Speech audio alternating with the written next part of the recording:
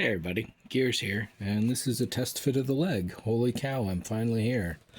I really didn't think it was going to happen, but after a bit of hemming and hawing and thinking I'd wait to get one tool tomorrow because it's late at night right now, or try and do something myself, or so on and so forth, and finally the wire is snaked through.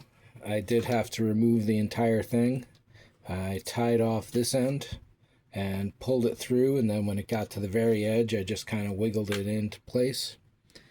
These three wires, oh my gosh. So this split loom will hold 3 14 gauge. This is 3 12 gauge. And while I did manage to snap the split loom around it, as I pulled it through the leg, or as I tried to pull it through the hole up there without widening it first, the split loom just caught and then it spiraled up, and it's actually all spiraled into this area here, and that's just friction fit into place. Down here, the two washers on each side, got those in. It's a really nice tight snug fit. So my idea with putting the nut on top is that if the nut is below, I will never see it work its way loose and fall into the wheel. If, once I cut the bolt flush with the nut, I see that disappear from there, then I'll know the screw is loosened up.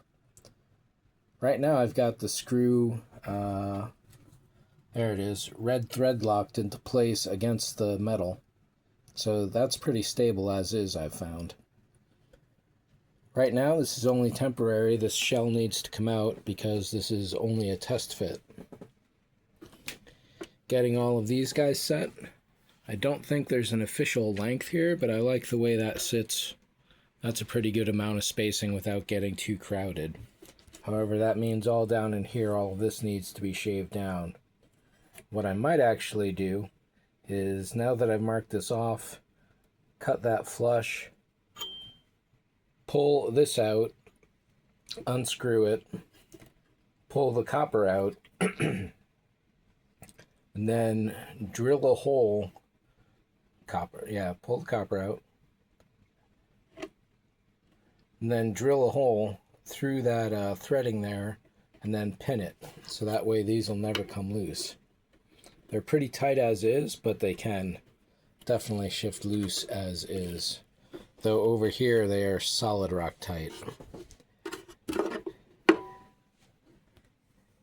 Getting all these to fit worked out pretty well. I need to shave down that one right there, I think. That was a bit too long. This wire came through fine. It's better seen from the back, but that's pretty much it there, and I should definitely put some split loom around that to help protect it. And that's not a problem because this can come off relatively easy now. What else? Right, so I was almost thinking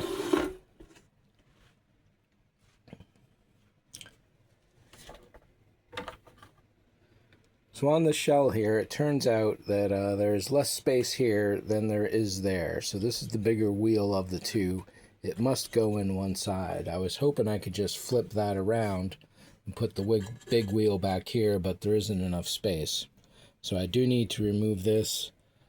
I do need to pull all of this mechanism out, reassemble that to some degree.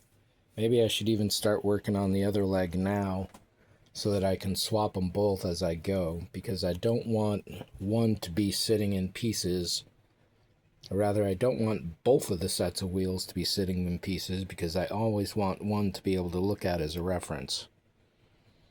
So I don't want to take this one apart until this one is about ready to go back together, which means I need to get this leg up to the point of this leg at this point, so that way I can just flop them over. Alright, and then take that one apart after I've put this one back together.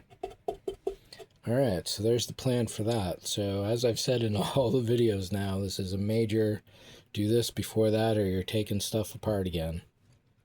So I voluntarily walked into this and putting the foot shell in there because I needed to see how the test fit was.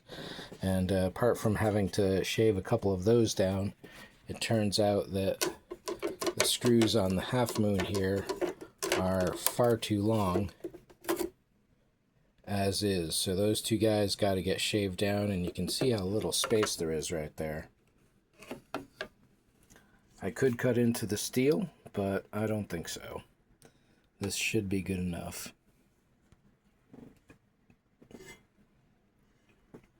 So yeah, definitely a tight fit in there. And I'm glad there's a lot of room in here for all those wires.